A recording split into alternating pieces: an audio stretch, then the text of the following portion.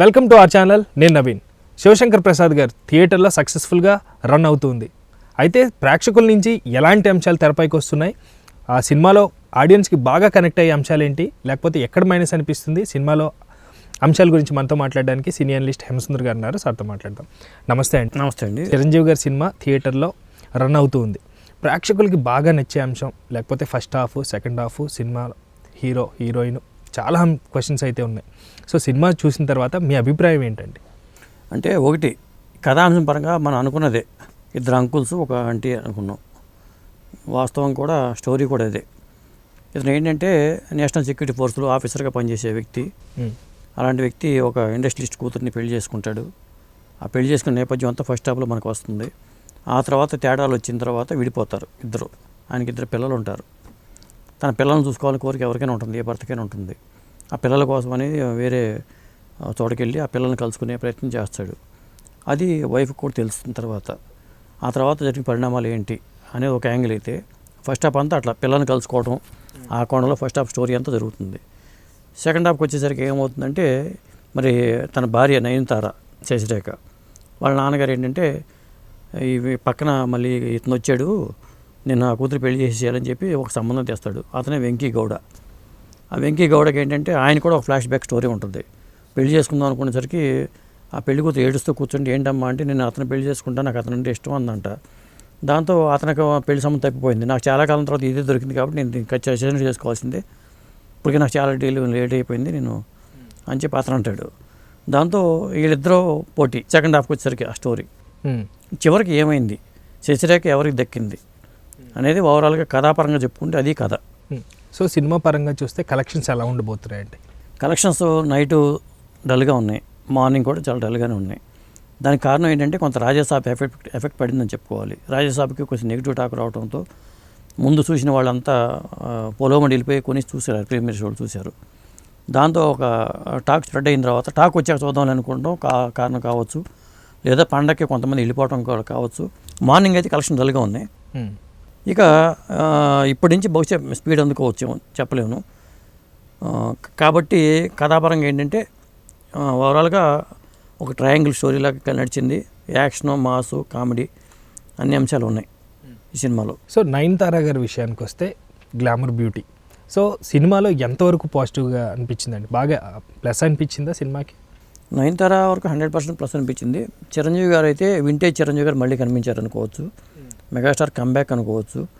ఎందుకంటే ఈ మధ్యకాలంలో వచ్చిన చిరంజీవి గారి సినిమాలని మనం బ్యారేజ్ వేసుకుంటే ఆచార్య కానీ, బోళాశంకర్ కానీ, ఈవెన్ వాల్తేరు వీరయ్య కూడా, వాల్తేరు వీరయ్యలో కూడా సినిమాలు పెద్దగా అనుకున్నది ఏమీ లేదు. దాని మీద కూడా ఇది బెటర్ సినిమా అవుతుంది. ఖైదీ నెంబర్ 150తో పోల్చుకున్నా కానీ ఒక విధంగా చెప్పండి, చిరంజీవి గారు హుక్ స్టెప్ పాటలు, ఫైట్స్, చిరంజీవి గారు అంటే అంతే కదా, ఆ మాస్ అవన్నీ కూడా ఖచ్చితంగా ఈ సినిమాలో ఉన్నాయి.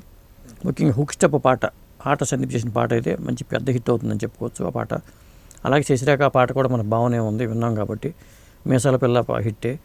అలాగే మరి వెంకటేష్, చిరంజీవి గారు కలిసి ఒక పాట ఉంది లాస్ట్లో. ఆ పాటలో మన మధ్యలో అనిల్ రావుపూడి వచ్చి చేరటం కానీ, ఓవరాల్గా చూసుకుంటే పాటల పరంగా సినిమా అయితే ఎక్కడ ఏమీ లేదు. పాత చిరంజీవి గారిని చూసిన ఫీలింగ్ అయితే కనుక్కుతుంది మనకి. సో మెగాస్టార్గా అయిన తర్వాత చిరంజీవి గారు ఎప్పుడైతే మెగాస్టార్ సింహాసనం ఎక్కిన తర్వాత అలాంటి పెద్ద సినిమా చేయాలన్నప్పుడు అనిల్ రావుపూడి గారిని సెలెక్ట్ చేసుకున్న తర్వాత ఈయన డైరెక్షన్ సక్సెస్ఫుల్గా అయిందంటే స్క్రీన్ మీద ఏమంటారు? 100% జనరల్గా బాగా హ్యాండిల్ చేయగలిగాడు. ఎందుకంటే అనిల్ రావుపూడి అనే వ్యక్తి వరుసపెట్టి హిట్లు వచ్చినాయి. 9 ఇది ట్రిపుల్ హ్యాట్రిక్ అని చెప్పాలి. సాధారణంగా 8 హిట్లు వచ్చిన తర్వాత 9వ హిట్ అవుతుందా లేదా, మెగాస్టార్తో చేసామని ఒత్తిడికి లోనవుతారు. ఆ ఒత్తిడికి లోనవ్వకుండా, ఏమీ లేకుండా ఆడుతూ పాడుతూ సినిమా చేసాడు అతను. పైగా అనుకుంటే మీకు రిలీజ్ చేయగలిగాడు. అది ఒక ప్లస్ పాయింట్ అని చెప్పాలి. సో ఎప్పటి నుంచో మనం అనుకుంటున్నాం, వెంకటేష్ గారు కూడా సినిమా ఇండస్ట్రీలో ఆయనకంటూ స్పెషల్ ఫ్యాన్ బేస్ ఉంటుంది ఫ్యామిలీ పరంగా. మెగాస్టార్ గారు అంటే ప్రత్యేకంగా ఫ్యామిలీ ఒకటి, యంగ్ ఒకటి ఇట్లా ఉండదు. ఎందుకంటే అందుకే మెగాస్టార్ అయ్యారు. సో వీళ్ళిద్దరిని చూపించడంలో సినిమాలో ఏమైనా తారతమ్యం చూపించారా, లేకపోతే ఇద్దరిని సంవుజ్జీలుగా చూపించారా? ప్రధానంగా ఏంటంటే ఇది చిరంజీవి గారి సినిమానే. వెంకటేష్ గారు ఏంటంటే ఒక 20 నిమిషాలు వస్తారు లాస్ట్లో, గెస్ట్ పాత్ర అనుకోవాలి. అంతేగాని వెంకటేష్ గారిని మళ్ళీ ఇక్కడ కంపేర్ చేసుకుంటూ చిరంజీవి గారితో చేయడం కరెక్ట్ కాదు. తను ఈజ్ ఉంది, ఆయన యాక్టింగ్లో ఈజ్ ఉంటుంది అనే విషయం తెలుసు మనకి. చిరంజీవి గారు కూడా కామెడీని పండించడంలో, ఆయనలో కామెడీ టైమింగ్ ఎలా ఉంటుందో మనకు తెలుసు. చిరంజీవి గారు గత స్టెప్స్ అన్ని ఆ రకరకాల గెటప్స్లో ఉంచి కొంత ఫ్లేవర్ కూడా పిండెడ్ ఈయన అనిల్ ఇప్పుడు చిరంజీవి గారిలో. అందువల్ల మనకి ఆ చిరంజీవి గారిని పాత చిరంజీవి గారిని చూసిన ఫీలింగ్ కలుగుతుంది చాలా చోట్ల. అలాగే వెంకీ గెటప్లో కూడా వెంకీ గౌడ అనే పాత్రతో మైనింగ్ మాఫియా డాన్గా చూడొచ్చు అతన్ని. అలా అతను ఎంటర్ అవ్వడం కానీ ఈ రెండు పాత్రలు కూడా హైలైట్ అని చెప్పుకోవచ్చు. పైగా వాళ్ళిద్దరు కాంబినేషన్ వచ్చే సన్నివేశాలు కానీ పాట కానీ అవన్నీ కూడా ఒక హైలైట్గా చెప్పుకోవచ్చు. సో ఇప్పటివరకు చిరంజీవి గారి వెర్షన్ చూస్తే లైన్స్ తీసుకున్న చాలా వినూత్నంగా ట్రై చేస్తూ ఉంటారు స్టోరీస్. అయితే అనిల్ రావుపూడి గారు హీరోని బాగా ఎలివేట్ చేసి చాలా యంగ్గా చూపించారు, 70 కాదు 40 అన్నట్టుగా చూపించారన్న మాటలు వినిపిస్తున్నాయి. 100% కరెక్ట్. ఎందుకంటే చిరంజీవి గారు ఆ ఫిట్నెస్ మెయింటైన్ చేయడంలో చాలా కష్టపడ్డారనుకోవాలి.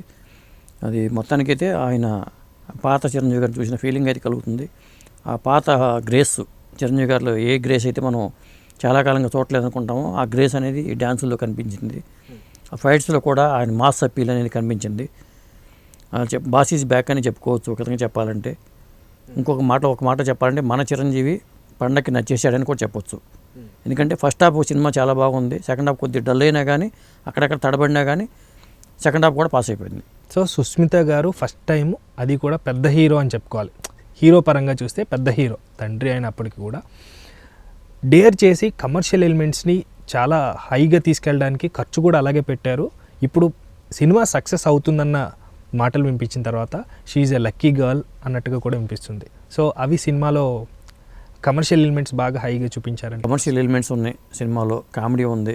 ముఖ్యంగా ఫస్ట్ హాఫ్లో బుల్లిరాజు పాత్ర ఎంటర్ అవుతుంది, సుగ్నేష్ అనే పాత్ర, వాళ్ళ నాన్న ఉత్తమేష్ అంట. మొత్తానికి బుల్లిరాజు కూడా ఈ సినిమాలో ఫస్ట్ హాఫ్లో కనిపించి తర్వాత మాయమైపోతారు అనుకోండి. సంక్రాంతి సెంటిమెంట్ బుల్లిరాజు విషయంలో కూడా వర్కౌట్ అయింది అనుకోవచ్చు. రాజు గారు కాబట్టి బుల్లి పాత్ర ఇచ్చారు. ఫస్ట్ హాఫ్లో ఆ బుల్లిరాజు ఉంటాడు. తర్వాత ఆ చిరంజీవి గారు పిల్లలుగా వేసిన వాళ్ళు కూడా చక్కగా చేశారు. వాళ్ళు కూడా బాగున్నారు. అలాగే శరత్ సక్సేనా మంత్రి పాత్రలో, కేంద్ర మంత్రి పాత్ర శరత్ సక్సేనా కానీ, ఇక సచిన్ కేడేకర్ నయనతార వాళ్ళ ఫాదర్గా ఆయన పాత్ర కానీ, ఆయన మరి తండ్రిగా, ఎందుకంటే భార్యాభర్త విడిపోవడంలో తండ్రి పాత్ర తన వంతు పాత్రను చూపించారు. ఆ కన్నింగ్నెస్ని సరిగ్గా ఎస్టాబ్లిష్ చేయడం అనిపించింది మనకి కొంత సచిన్ కేడేకర్ పాత్రలో తప్పితే. బీమ్స్ మ్యూజిక్ పరంగా కానీ బ్యాక్గ్రౌండ్ స్కోర్ పరంగా కానీ బీమ్స్ పాస్ మార్క్ కొట్టేశాడు. డైలాగుల పరంగా స్క్రిప్ట్ రైటింగ్ పరంగా అనిల్ రావుపూడికి మళ్ళీ ఫుల్ మార్కులు మనం ఇవ్వచ్చు. ఎందుకంటే అంత ఫాస్ట్గా సినిమా చేయడం, క్లారిటీ ఉంటే తప్ప చేయలేరు. అట్లాంటి క్లారిటీ ఉన్న దర్శకుడికి అనిల్ రావుపూడికి ఆ మార్క్ ఉంది. ఎందుకంటే సంక్రాంతికి వచ్చిన సినిమా హిట్ తర్వాత మళ్ళీ వెంటనే ఒక సబ్జెక్ట్ ప్రిపేర్ చేసుకోవడం, దాన్ని వెంటనే అనుకున్న టైంకి పూర్తి చేయటం, రిలీజ్ చేయటం, ఎటువంటి టెన్షన్ లేకుండా ప్రమోషన్ వర్క్ చేయటం, ఇవన్నీ కూడా అనిల్ రావుపూడిలో ఉన్న ప్లస్ పాయింట్గా చెప్పొచ్చు.